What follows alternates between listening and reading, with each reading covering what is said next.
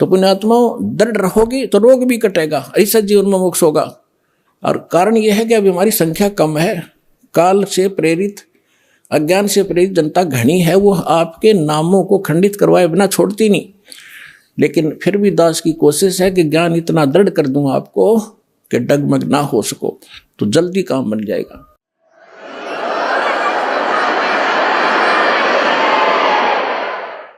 कहते हैं अब जैसे प्रसंग चला था, जैसे कान बंद करके धुन सुनते हैं, धुन कि हमें धुन सुनती है और न धुन।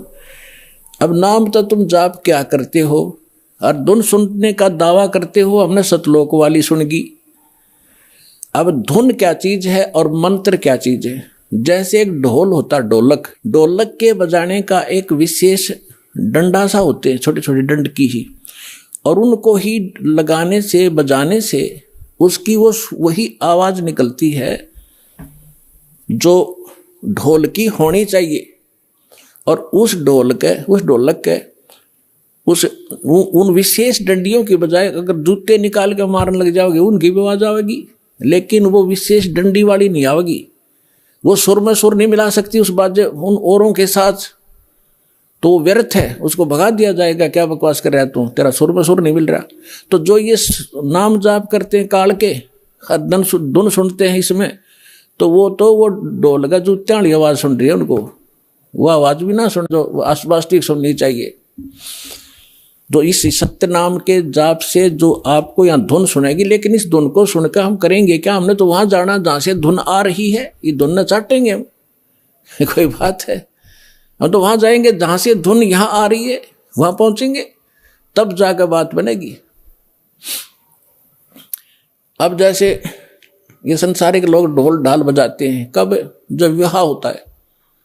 अब हम गांव के बाहर बैठ के ढोल सुने जाकर, ढोल सुने भाई, तो क्या वहां लड्डू जलेबी मिल जाएंगी? लड्डू जलेबी तो वहां मिलेगी जहां वो ढोल बज रहा है, वहां जाना पड़ेगा। तो इस प्रकार हमने सतलोक जाना पड़ेगा, वहां सब सुख प्राप्त होंगे। इस धुन से कोई लाभ नहीं, बजो सुनो ना सुनो, आपको जो मंत्र दे दिया इसे अपने आप वो बज रही है, अपने आप सुर खुलते चले जाएंगे। इसमें असंख्य धुनें हो रही हैं शरीर के अंदर, वो धुन न्यारी है इनसे। कोई है रे परले पार का, जो भेद कहे झनकार का, गरीबदास जी कह रहे हैं कोई है उस परले पार का, यहां मुझे बताओ, और वो धुन का भेद बताओ जो धुन वहां है परले पार यानी सतलोक में। ये नकली धुनें हैं, यहां पर जो तुम सुन रहे हो ये धुन वो नहीं है। गरीबदास जी क्या कहते हैं? कोई है रे परले पार का, जो भेद कहे झनकार का, कोई है रे परले पार का। परले पार यानी सतलोक में कोई गया हुआ वापस आया हुआ हो तो बताओ मुझे। ये खुद होकर आए थे, उस धुन को सुनकर आए थे, कानों से सुनकर आए थे। कोई है रे परले पार का, जो भेद कहे झनकार का। झन मानुष, झनकार मानुष धुन का। वारही गोरख वारही दत्त, वारही धरु प्रहलाद अर्थ। ये तुम्हारे गोरख भी इधर ही, वारवन उर्ली साइड। वारही गोरख वारही दत्त, दत्त मान दत्तात्रेय जी, और ध्रुव और प्रहलाद ये सभी इधर ही हैं, काल के ही जाल में हैं। वारही गोरख वारही दत्त, वारही ध्रुव प्रहलाद अर्थ। वारही सुखदेव वारही व्यास, वारही पाराशर प्रकाश। वारही दुर्वासा दरवेश, वारही नारद सारद शेष। वारही भर्तरी गोपी चंद, वारही सनक सनंदन बंद। वारही ब्रह्मा वारही इंद्र, वारही संस कला गोविंद। वारही शिव शंकर जो संभ, वारही धर्मराय अर्भ आरंभ। वारही धर्मराय धर धीर, परम धाम पहुँचे हे कबीर। रग यजुषाम अथर्ववेद, परम धाम नीलय हा भेद।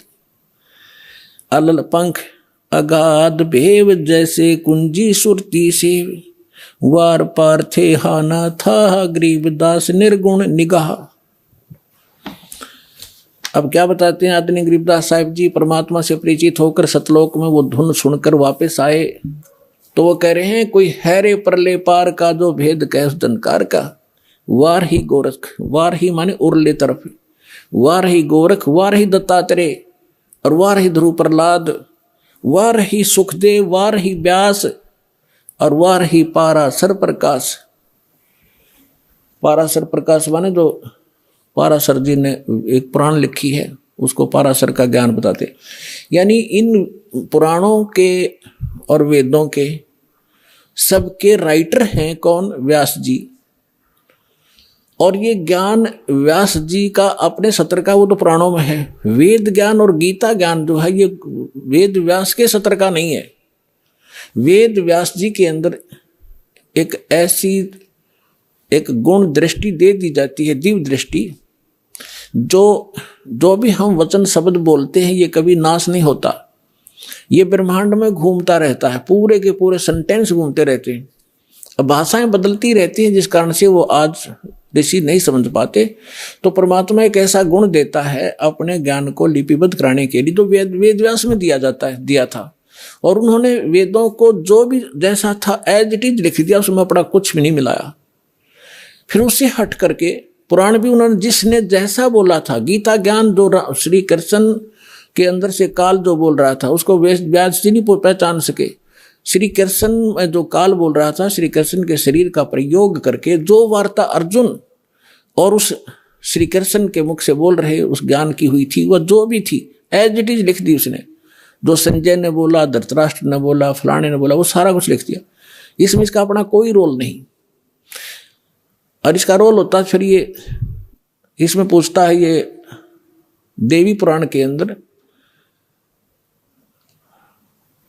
प्रथम स्कंद में कि हे भगवान, उस नारद जी से पूछ रहा है कि सृष्टि किसने रची, कैसे रची। नारद जी बता रहे मैंने अपने पिता से सुनी नो।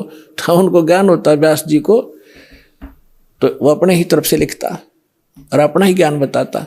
तो यहाँ कहने का भाव ये है कि ये चारों वेद जो हैं ये इनके अंदर परमात्मा परम धाम का पाने का ज्ञान नहीं है, उस परमात्मा की महिमा अवश्य लिखी है। तो इसके लिए क्या बता रहे हैं? धर्मराज दरबार में देई कबीर तलाक, मेरे भूले चूके हंस को तू पकड़िए मत जाके। आदरणीय गरीबदास साहिब जी 10 वर्ष के बालक थे,